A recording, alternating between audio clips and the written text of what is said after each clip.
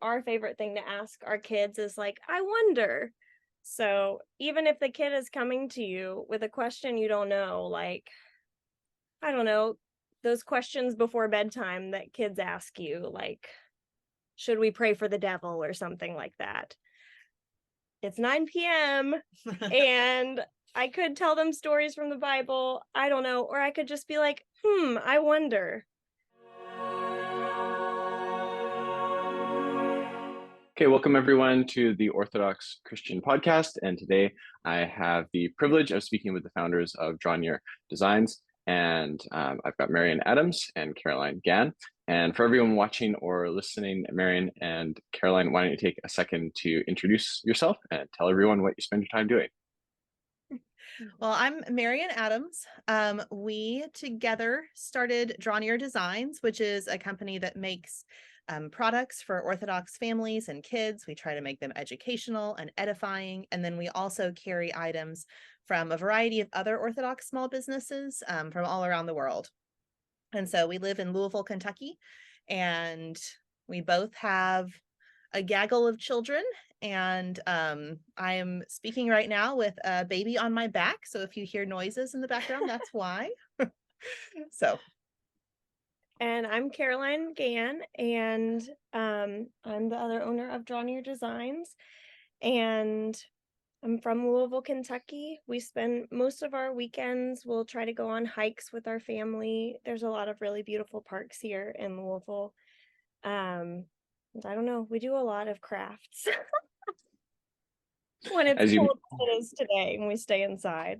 So Yes. Well, that makes perfect sense, being two like illustrators or crafty sorts of people that are involved in that world. So why don't we talk a little bit about Draw Near Designs itself before jumping into the two of your individual stories. Can you tell us a little bit about the vision of the company, how it got started, and a little bit more about the actual products that you guys are creating? Yeah, it all started with this idea for a calendar for Orthodox kids. And I know it sounds really cheesy, but the idea, actually, I had a dream about it before any of this started. One of my friends was working on illustrating a children's book for Orthodox kids. And so I had a dream about collaborating with her and making a calendar that was like made for Orthodox children and really interactive. And so I kind of just mentioned it to her, and we were both kind of laughed it off. But then a month or two later, we both were like, I just can't get this idea out of my head. Like, what would it take to do this? And Caroline Gann has the graphic design skills, and she was willing to jump on board. So we started out with a Kickstarter campaign to fund the printing of the first calendar. And we really had no idea what to expect. But the campaign, there was a lot of enthusiasm. The campaign was funded within a week, and that was really encouraging. And so it's just grown really organically since then. We started a website so people would have a place to order calendars. We decided to start adding products from other Orthodox small businesses because we felt like we were getting a lot of visitors to our website, and we thought that that would be a good way to, sorry, baby's getting fussy. No worries. Support other Orthodox small businesses who maybe people just didn't know about. But if they came to our website looking for a calendar, then, they could find this other artist or, all these other things. And then from then we've just kind of added products as we felt a need. And it's really just kind of grown slowly and steadily over the past 7 years into what it is today. Awesome. And at this point, is it a business that stands on its own 2 feet that brings in enough to keep things interesting for the two of you? Yes. Yeah. We always feel like there's so much, we have so many ideas. And if we had more time, we could do so much more, but our full-time jobs are being stay-at-home moms, and that's really our priority. And so Draw Near Designs has to take a back seat to that for now, but we love it and it's so much fun, and hopefully it'll just keep growing as our kids get older and we have more time. Yeah, absolutely. Well, it's nice that you are keeping the main thing, because I know that in our culture in the West, that it is often common for women to be really, really encouraged to have a career, which is, if someone wants to go in that direction and make it their full-time thing, that's great. But I've noticed sometimes it's not as encouraged, that women would have children and have a family and raise the next generation, which arguably is much more important, because if we don't have the next generation, we don't really have much. So good for the two of you for keeping on with that. Really, everything we do is for our kids. And so even though it can be really hard to balance the two, we do try to remember that the work that we're doing is for them. And so, not to put them on the back burner as much as we can. Yeah. I think it's encouraging too that we're making this business ourselves and we're building it like, oh, your kid is sick, go work from home or whatever, or we bring our kids here for the afternoon after preschool and they just play together. So it's really cool to be building this, like, it feels like a new kind of business that like, what should it look like to be working moms? It should look like, of course you stay home with your kids and like take maternity leave and, prioritize your family. And glory to God, we've still been able to get our work done. Right. Because sometimes you just have to hit a deadline, but yeah, definitely. And that's a big advantage of owning your own company, is that you do get to have that freedom. Write the rule book. Yeah. So for the two of you individually, Marian, you were mentioning that you did grow up in the church. Caroline, you converted to the church at some point. So different paths, but they converged. And I'm just curious, maybe we'll start with you, Caroline. Just tell us a little bit about maybe briefly what you grew up with, whether that was a form of Christianity or any sort of religion, and then why you eventually joined the Orthodox Church. Sure. I grew up Lutheran Church, Missouri Synod, and my family was very Lutheran and very, I don't know, I had a beautiful Christian family upbringing. My grandpa was a Lutheran pastor and my uncle was a Lutheran pastor, and they were all beautiful, faithful Christians. So I feel like I had a really healthy Christian upbringing in that way.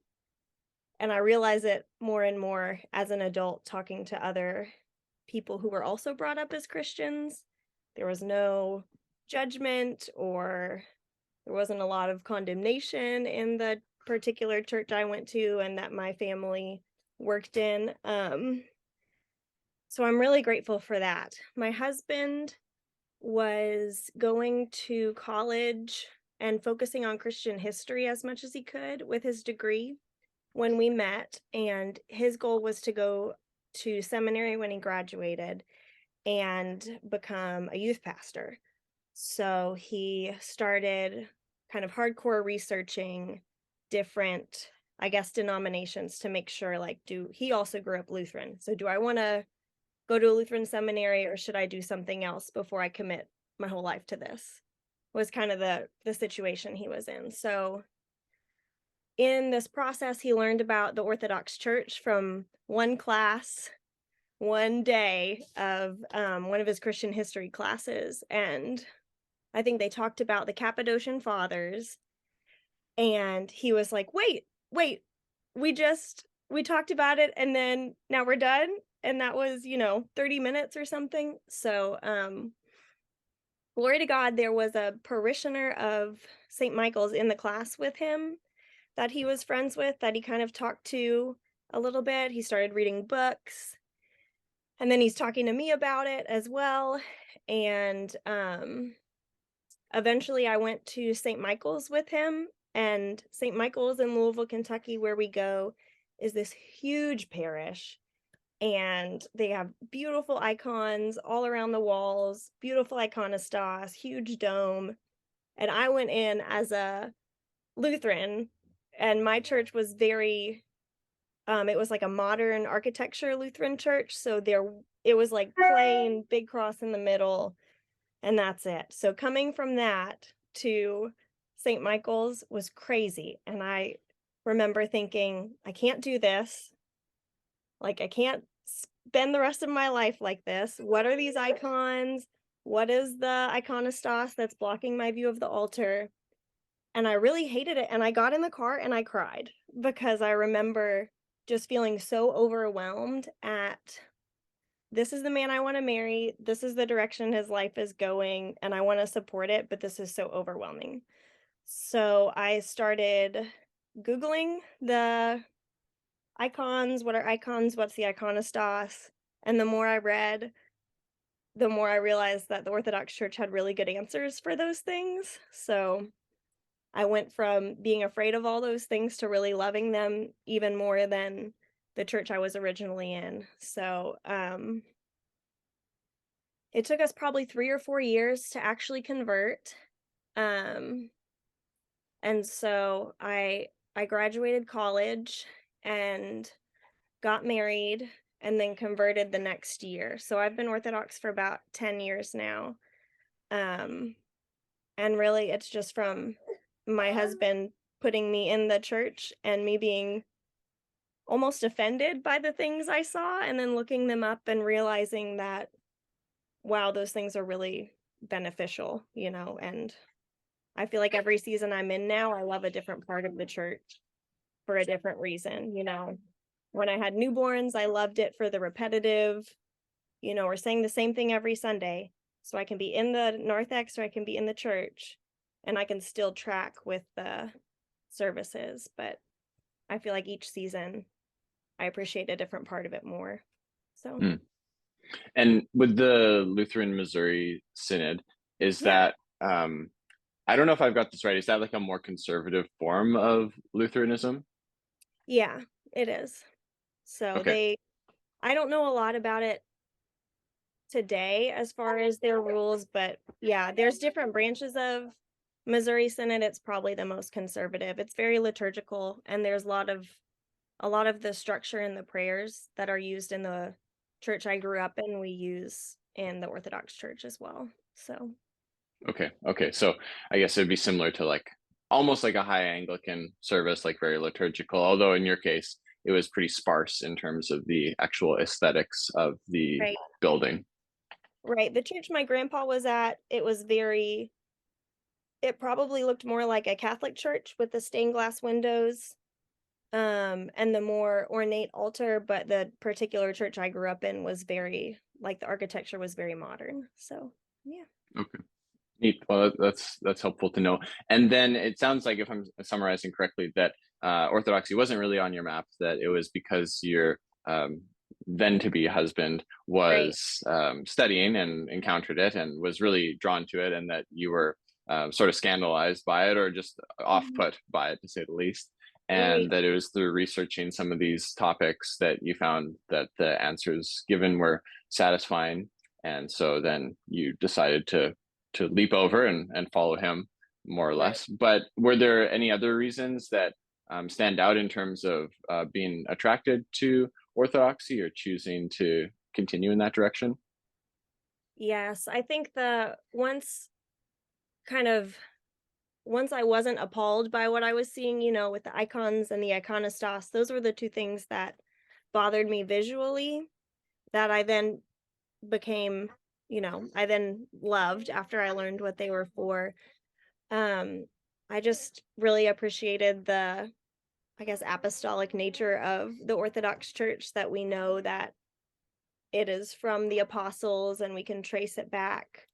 I love that we have the church fathers that are the fathers and mothers that are embraced in our church. And I think big picture, I liked that we think that the apostles knew more about Jesus than some 40-year-old who's been to seminary, that we value the writings of the fathers and mothers of the church more than we would value a modern person.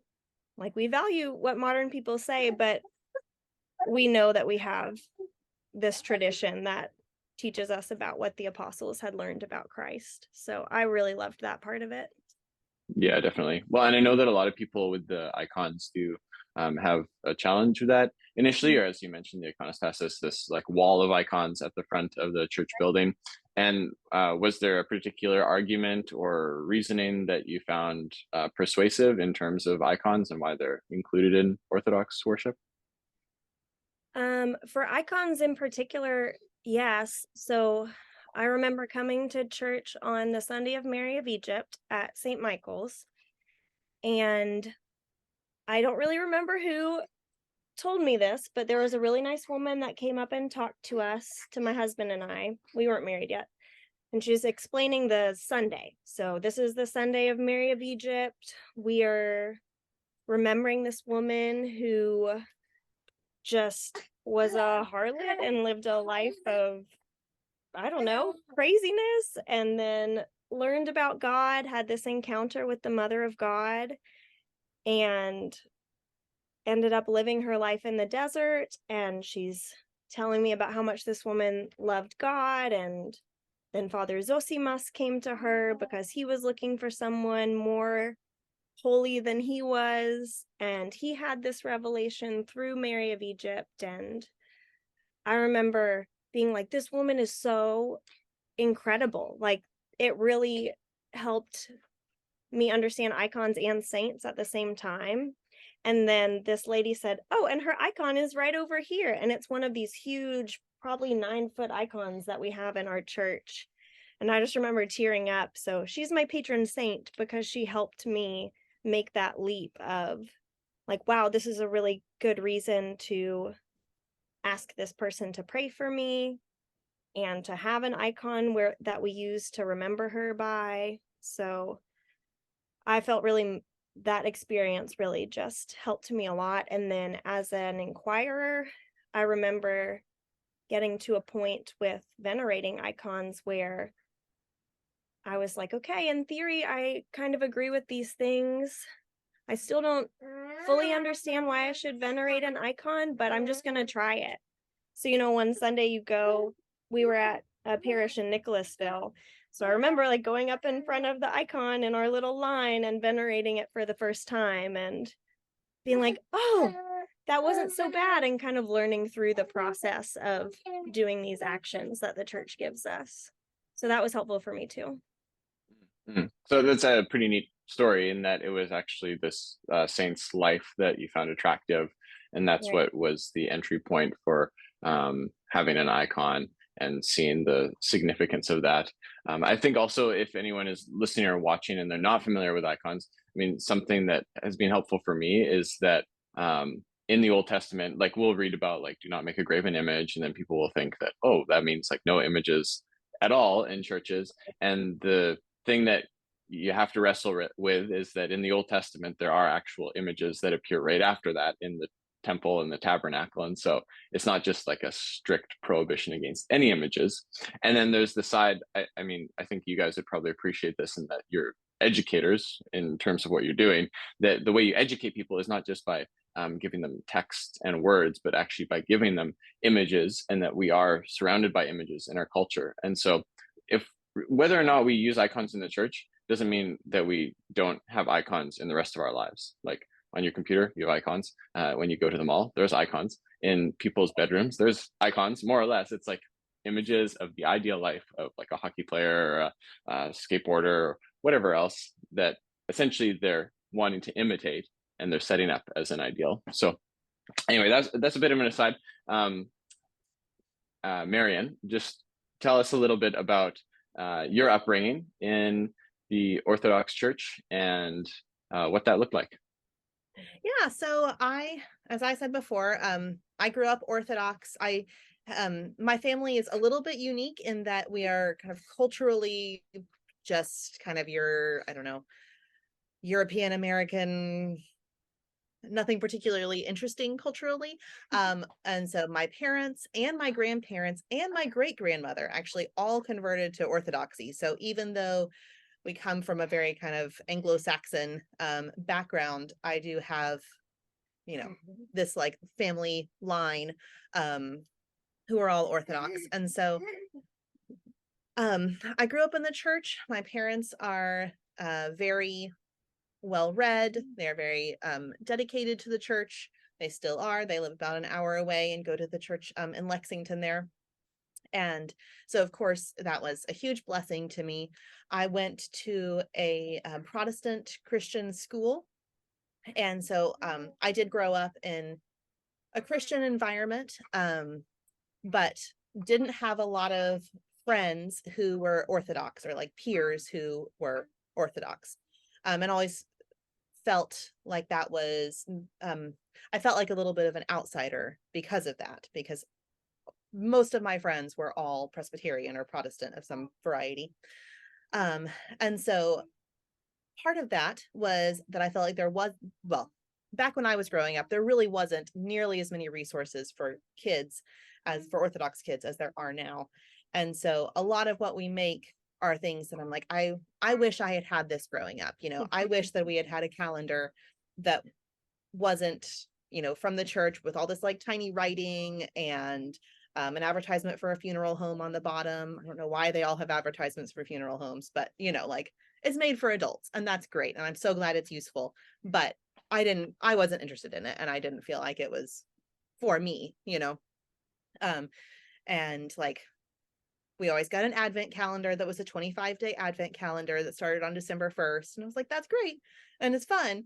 But like our Advent starts November 15th, you know, nativity season, the nativity fast, whatever. And so growing up now, I get to like make a 40-day Advent calendar. So my kids will always have had that. Like they won't remember a time when there wasn't an Advent calendar like for them. Yeah. Which is a great resource, by the way. We have that one and the Lenten one and the paper calendar too. So good products. And they didn't pay me to say that either.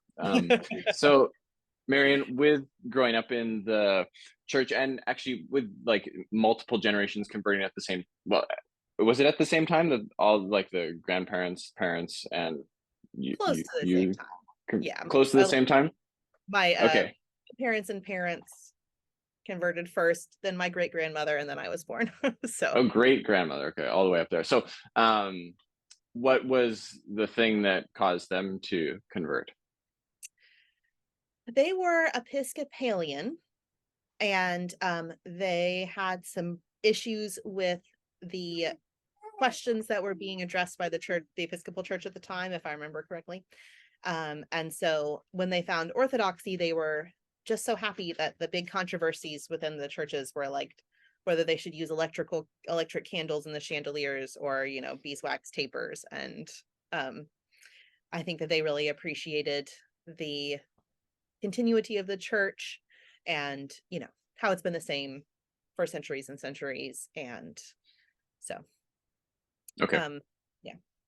Okay, so Episcopalian is like Anglican for everyone listening, but it's the American form of Anglican. Okay, and then with growing up in the church, it sounds like in general, like there weren't a lot of other Orthodox kids that you knew. When you went to the church itself, were there other Orthodox families there, or were you sort of one of the only kids in the parish as well?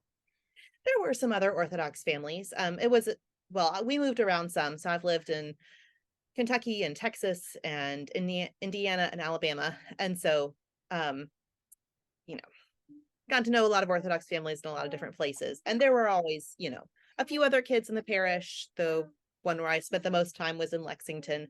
And there were, you know, some other families with kids. And one other family went to our school. And so it was really nice to have them. They were some of my best friends and the godchildren of my parents. But another thing that really helped for me was going to an Orthodox camp over the summer, because I think it was just helpful to see that, like, I don't know, there were like cool, normal kids who were also Orthodox. Like, it's like, oh, I can be that, you know. I don't know. It was just helpful to have that that huge crowd of Orthodox kids to see how, you know, how different it all can be for everybody. And I think as parents we see that now too. Yeah, kids listen to other people more. Yeah, Caroline was saying that it's, you know, it could be helpful for kids to see it from other people, not just your parents. Totally. Yeah, that's super beneficial. And when you were growing up with the church, were there certain moments where you had to wrestle with different things and overcome them, like when you were a teenager or before or after? Were there hurdles that you had to overcome? Oh, for sure. You know, I feel like when you grow up, for everybody, you know, kind of start off in your family with what you're taught, and eventually you have to make your own choices and make the faith your own. And of course, some people leave the church and some people find the church, or, you know, we're all on our journeys. And so some of the big moments that stand out for me was, one of them was reading Father Arsini. the book about a Russian priest who was in the concentration camps during World War II. And that really impacted me because I was asking the question of like, okay, so I know all this theology and blah, blah, blah, but like, how do I live this out? What is my life supposed to look like? And I felt like his life, I was like, okay, I just want to be like him. I don't know if you've read the book, but if you haven't, you should, because it's amazing. And so that was an impactful moment. College was, a time where I was trying to figure it out, and it was honestly really hard to go to church because I lived hundreds of miles away from home, and so going to church just made me feel kind of lonely and more isolated. So that was hard. But then I got married, and my husband's Orthodox. And so we were able to make church more of a weekly, a way of life again, after we got married, and I moved here right after college. And then, of course, having kids just makes me more inspired to both be a good Orthodox Christian myself and hopes to be a good example to them. And then also like running Draw Near Designs, I always feel like it's, what we make is like for our kids and for our customers, and we hope that it like helps you and helps your kids and all of that, but really like it's for me. It keeps me like on track, and so like that's the best thing I get out of this business is, my own journey towards salvation, God willing, by God's grace. Totally, yeah. The teacher learns the most, right? Yeah. So with the two of you, with Draw Near Designs, I'm kind of curious. Well, and even before that, like having converted to the church, Caroline, and then having grown up in it, Marian, do you find that there are certain things that you see from different perspectives, and maybe in a helpful way, maybe in a bothersome way at times? Do you notice anything like that? Like different perspectives from each other? Yeah, Or yeah. So I imagine that there might be certain things, if you maybe grow up in the church, that you see from a particular vantage point, and then if you convert to Orthodoxy, like at a later stage in life, you're seeing it from a bit of a different angle, and that can be a very beneficial thing. Sometimes that can create tension. So if there's anything that comes to mind along that line, I'd be curious. We see eye to eye on most things. yeah, I feel like one of the differences that I see often with cradle Orthodox people who've grown up in the church and converts is that, and this is a huge generalization, but like, because for me it's just a way of life, it's like what I've always known, there's less I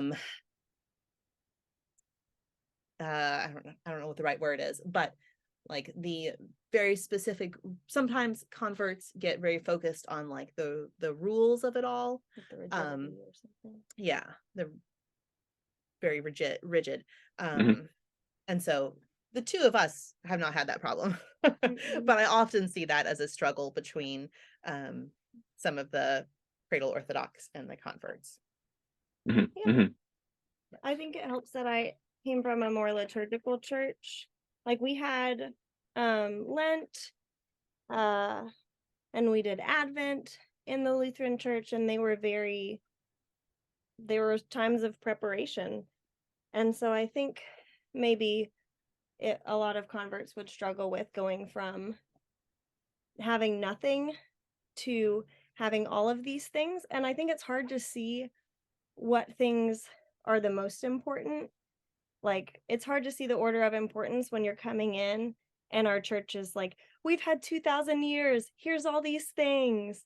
So that's one thing I like about our calendar is we've been able to talk with lots of matushkas and priests and learn about the order of importance of things. So we do that with our saints. It's really cool to learn that about fasting days, like if fasting days fall on a certain saint's day, the church will say, oh, well, we're relaxing this fast or something like that. It's really cool to see that in our church, that even just structurally, our church is making those exceptions, and it teaches me a lot about the priorities of our church. So if you're going to lay out the priorities, how would you do that? I'm still learning. That's why we meet with there's one Matushka that we meet with almost every year. She helps us so much, and we relearn them every year. For our calendar as a children's calendar, I feel like going to liturgy is the number one. This is as parents. This isn't as, mothers of the Orthodox Church. This is just as parents. Going to liturgy and then finding things that excite your kids about the lives of the saints so they can make their faith personal. So I don't know, if there's a saint's day that my kids are really excited about, maybe we get like a special treat, even though it's a Friday or a Wednesday, because they're 6 and we're trying to teach them the joy of the church, and they already feel the cycles in their day-to-day life. 1 or 2 Wednesdays and Fridays is going to be fine if we're celebrating a saint, if we make that exception. So I think stuff like that. Do you want to add anything? Yeah. No, I don't know. Just, going to church, praying at home, and like living like you're Christians, It doesn't matter if you are fasting on Wednesday and Friday and you're still judging other people and your kids hear you gossiping and, being selfish and mean, and like that's way more impactful than whether you're eating ham or tuna, Yeah. So yeah, absolutely. I think some biblical prophets would agree with what you just said. So with Draw Near to Science, do you guys have a particular philosophy in terms of educating children? Because I know that there's different ways to approach the education of children, and again, what you're going to prioritize or emphasize in the actual materials. So what's sort of the behind the scenes talk about how you're going to educate and what direction you're going to take with that? Well, I think we try to have a lot of variations of things so that there can be something for everybody, whether you have been Orthodox your whole life, you're new to it, whether you have a 1-year-old and a 15-year-old, and we try to make things really customizable, so that it just fits in to be a part of your life. And we try to make it very interactive, whether it's learning about saints or feast days or just parts of the liturgical year. We want kids to be involved with that, even if it's just like we include like stickers with our calendars, and all the crafts and recipes have modifications so that you can make it for older kids or younger kids. And just have it be like a fun, involved part of their days. It's a lot of play-based learning that we do, which is very interactive. Yes, he approves. It is a lot of play-based learning, or for bigger kids, just more hands-on. So we have some books in the shop that have really helped us learn about that focus on the different developmental planes of learning that kids have. And I think that's helped us a lot. So we have Our Church and Our Children, and Children in the Church Today, that I feel like helps me understand a lot about the different developmental planes that kids have. And then I teach Catechesis of the Good Shepherd at our parish, so I've been through a couple of trainings with that. It's Montessori based, and it's very hands-on learning. You work with something with your hands. You ask the kid a couple of questions like, I wonder what it, kind of like, I wonder what it was like to be there. Or you have a map. I wonder if Jesus fished here, or, did you know that Jesus walked right here on the map? A lot of interactive hands-on stuff like that. You can call it play-based learning, or you can call it Montessori. We use a lot of that because we found it works really well for our kids. And you mentioned these different planes, or maybe like levels or phases. Is that based on age predominantly? Yes. Okay. And if you could walk us through, just in general, what that kind of looks like at different ages, because I know that there are people that will be listening that are homeschooling their kids. and or not, and just, you know, their moms and wanting to educate their children. So could you give us sort of a Cole's Notes version of these different levels? I'll do my best. We only have kids in, I feel like a lot of times it's broken into 3 planes of learning. So right now we have kids in the house that are on the first 2. So the first one, I don't remember what it's called. It focuses a lot on, for younger kids that are going to be 5 and under, it's going to focus a lot in church learning on God loves you, these ideas of big and small that the kids are really fascinated about because of how their brain is developing. So kids 5 and under love babies and they love little things. And so we can talk to them about, did you know that Jesus was a real baby, just like Sean Luke? And did you know that he had to learn how to walk and crawl? So their brains are developing in this way. They have a love for this idea of, we have these big things and we have these little things, and that's God. God is infinite and he is baby Jesus come into the world, or he is the seed in the womb of the Theotokos, but still the creator of the world. So we can think about these things with our kids. That's the first one that comes to mind for that learning plane. Just a lot of learning about family.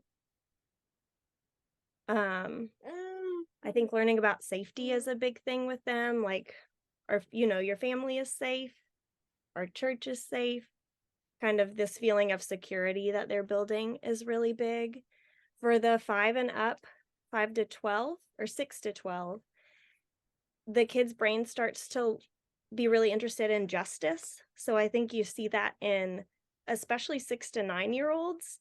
Do you have kids?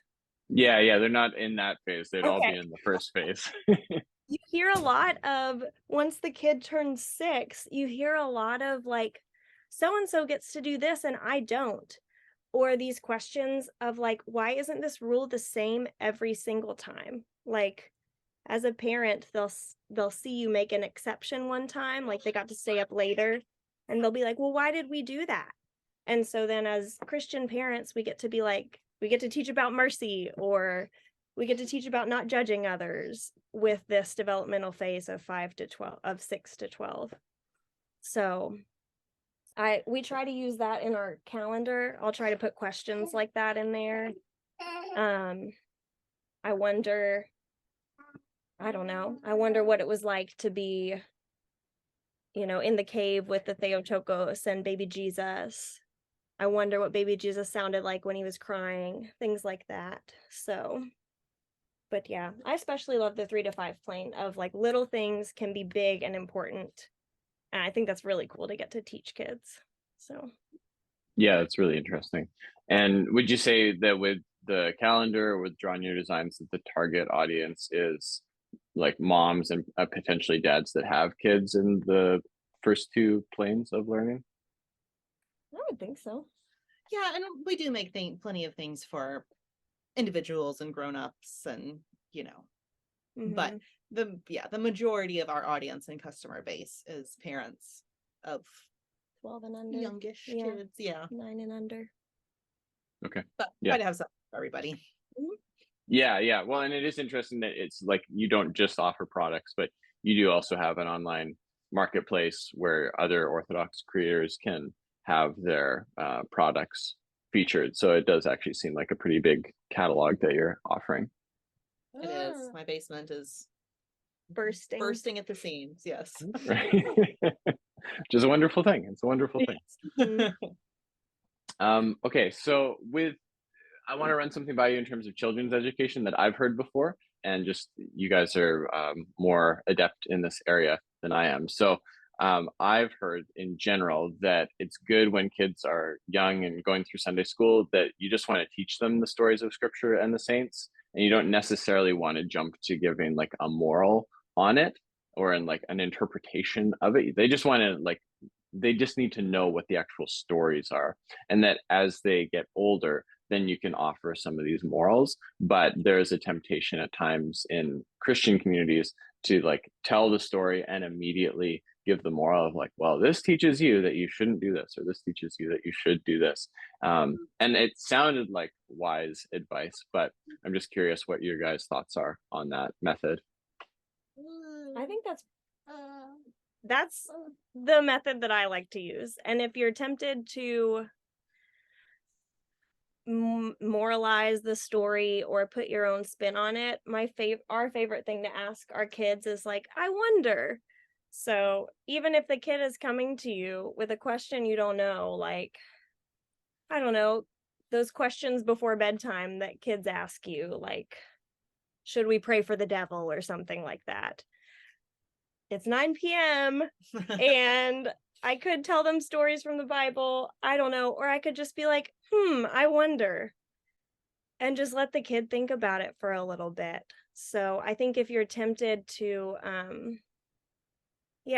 if you're tempted to start talking more about the story than you feel like is appropriate for the kid, then you can just kind of start to put those wondering questions in there. To kind of say, this is a story of a real thing that happened. What do you think about it? That it is a real story, but we can also think more about it. So Definitely. I would say. Yeah. Yeah, I like the approach of asking a question in the sense that it gets them involved in the conversation. It makes them start to think through things. I heard it was a completely different context. It was at a business conference, but one of the guys said when his kids are fighting with each other or having a disagreement, he says, how can I help? Which I thought was a brilliant way to go about it, because there is such a temptation as a parent to step in and be like, well, these are the rules and you're out of line and you need to go over here. And sometimes you need to do that. But if you've got the space to be able to say, well, how can I help? Or what can I do to assist you? It kind of puts the ball back in their court, and they have to start thinking through things, which again seems like a wise strategy. I'm still a young parent, so we'll see how it works out in the long run. Yeah, if you have the patience for it. I don't know. I like doing it if I have the patience, but I don't always. So Yeah. So what do the two of you do to like stay fresh and to stay current with, like, you're putting out educational material, and I imagine that there's just a lot of prep that goes into that by itself, and you'd learn a great deal through just doing the work.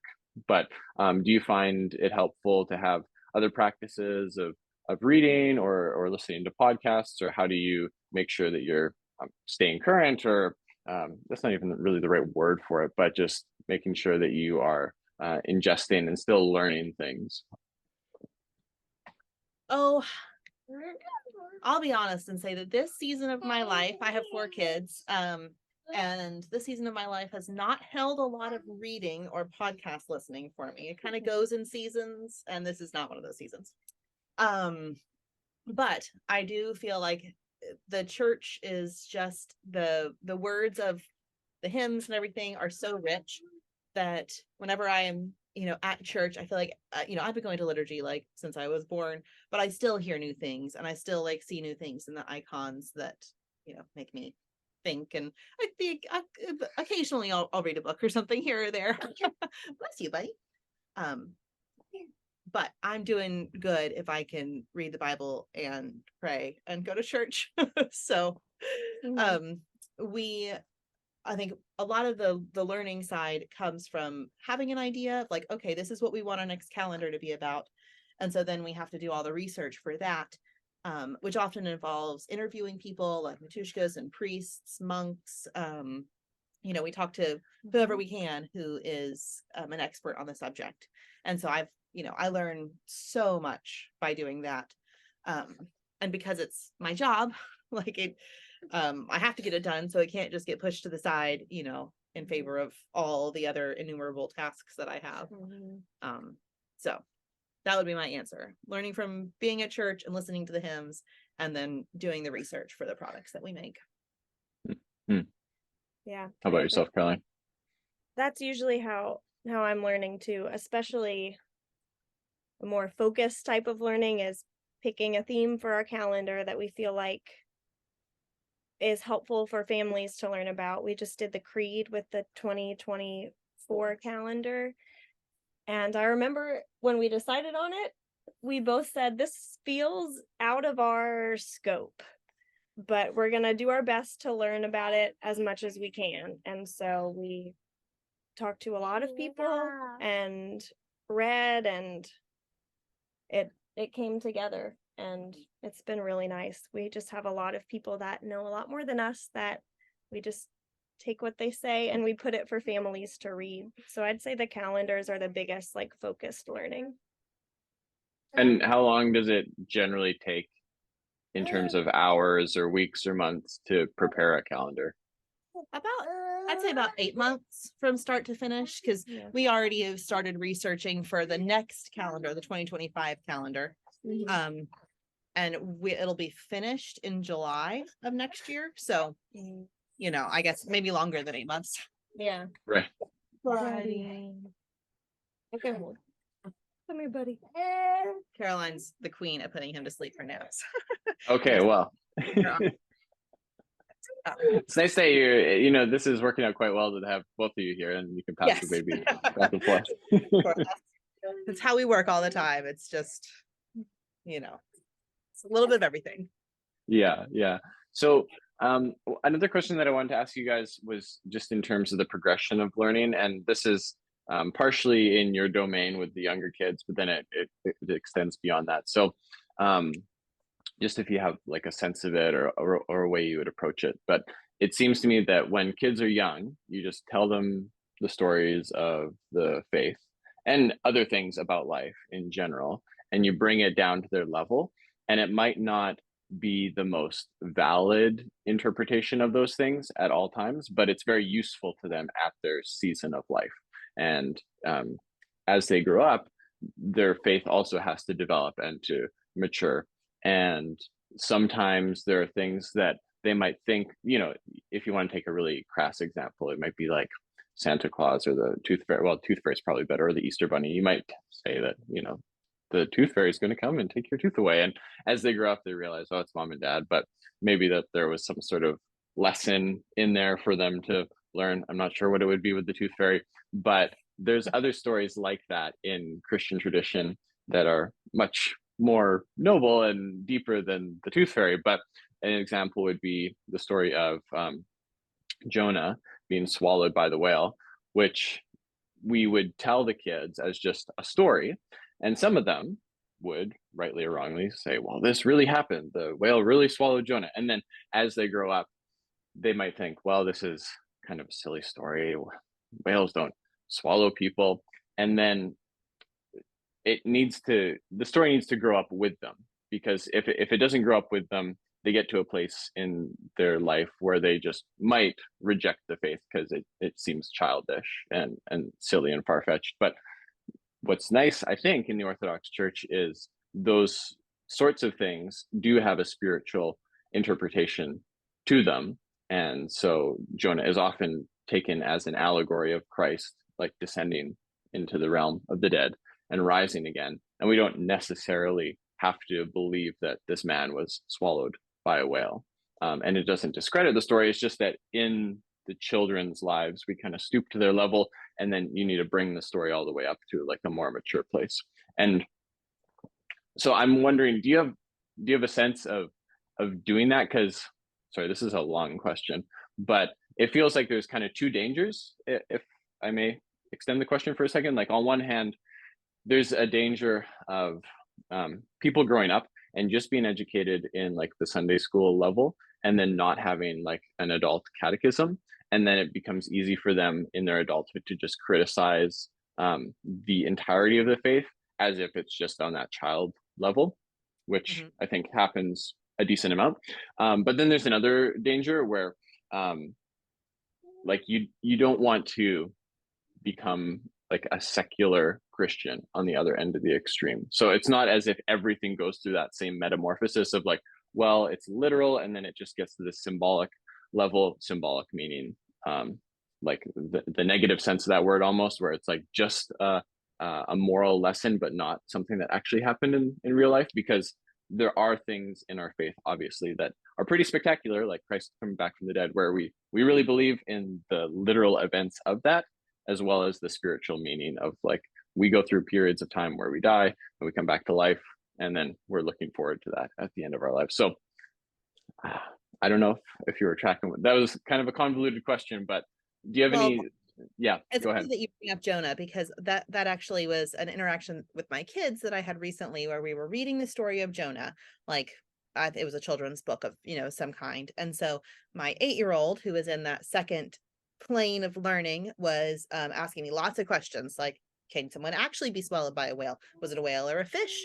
What type of, creature was it? And so I was like, well, I don't really have all the answers to that, but we can find out. And so we looked up what types of, whales or large fish can swallow some people, if there have been other examples of that, that have been documented, and there have been. And so, we got to look at real pictures of these creatures. And so I feel like, first, being open to learning more yourself. I was like, I didn't need to have the answer to that. My answer could be, I really don't know, but like, let's find out. But then also, I think the church is just so wise with her hymns, because you'll hear the answers, like the more theological answers to those things, like, just like Jonah and the whale on the third day, thou dost arise from the grave, is one of the hymns that you're going to hear every year. And so you can learn it as a kid that, oh, Jonah got swallowed by a whale. You can grow up and be asking more questions like, did that really happen? Maybe yes, maybe no, but here's like the actual creatures that are capable of that. And then when I go to church, I hear the theological, real significance of that whole story.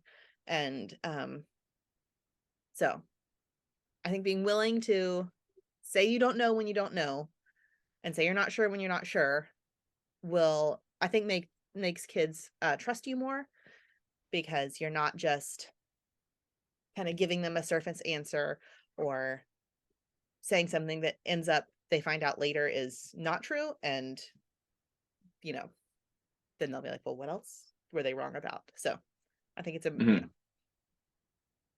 Yeah.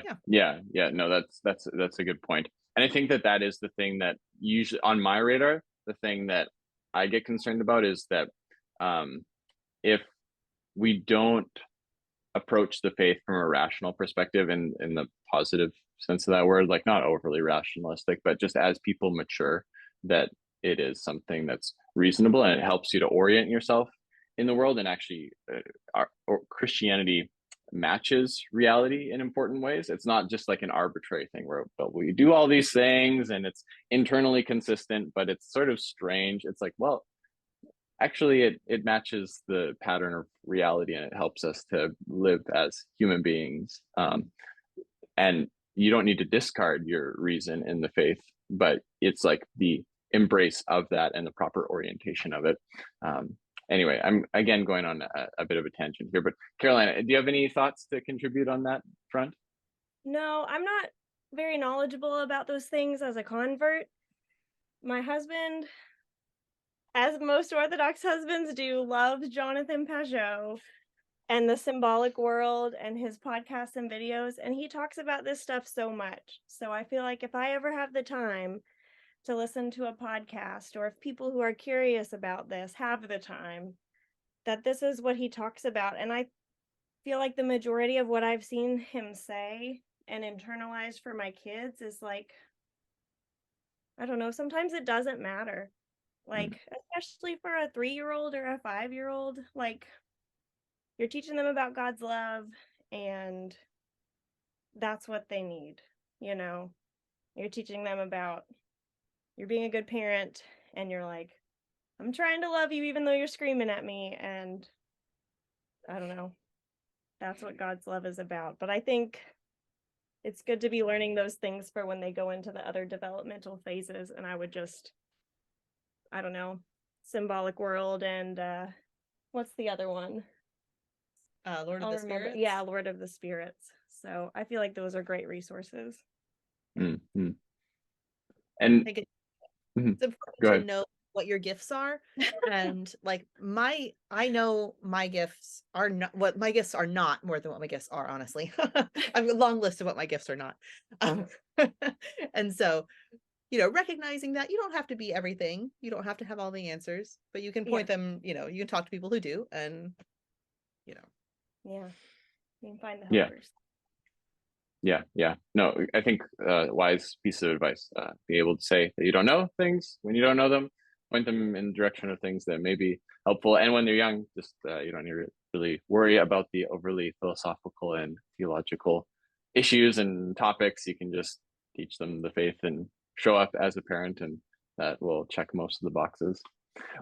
Well, with your guys' journey together in the Orthodox Church, or even separately, I kind of asked, like, when you joined the Orthodox Church, were there certain hurdles, or when you were being raised in the Orthodox Church, were there certain hurdles?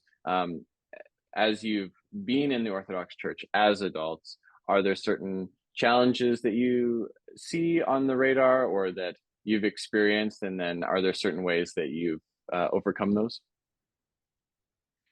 Oh, I think one of the greatest challenges for me is internet orthodoxy, watching people battle it out in the comment section over whatever, everything, anything. Whether Jonah was real or not. Yes, I don't know, anything you can imagine. And so my advice for people is always just to stay away from that. Like, I don't know. I can't imagine that it's really edifying for anybody involved, but I don't know. Yeah, if you see the comment section just being an argument, then you know that this probably isn't helpful. So there are online resources that are helpful. Yeah. But if you see it being a battle in the comments, then that's like a red flag. Yeah. So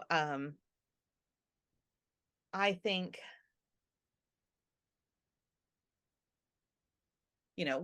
I'm always learning more and growing and everything. So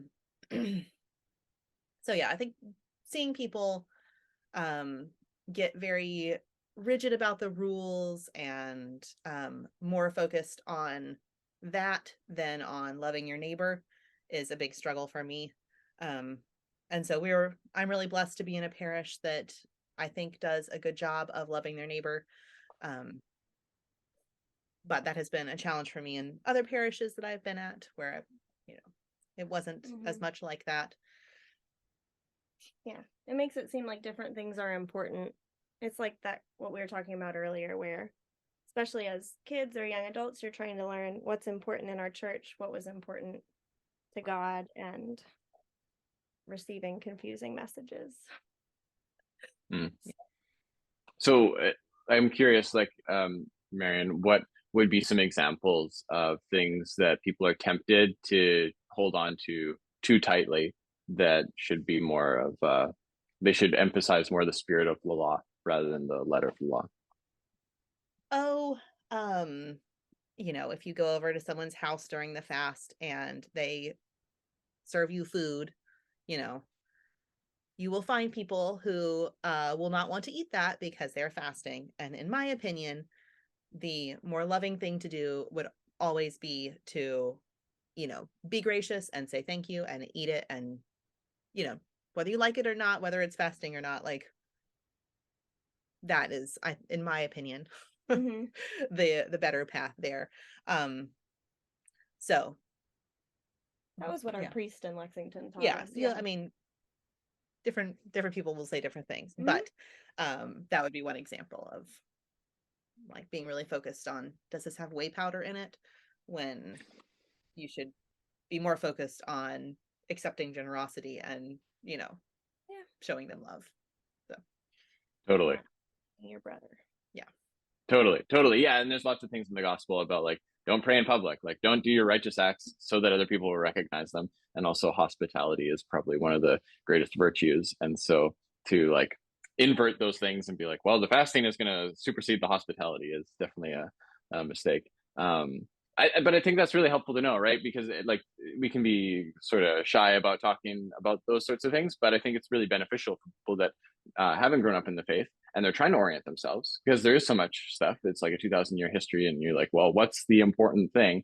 And so it's important to say, well, here are some common pitfalls. Here's some things you're going to be tempted to overemphasize, and then here's what you should do in those situations, or like a good path forward. So if you have anything else along those lines, I'd be curious to hear about it. But also, we can kind of dovetail this in with any advice that you'd have for people that are exploring Orthodoxy, might not be a part of a church currently, but just helpful advice that you'd have for someone in that situation.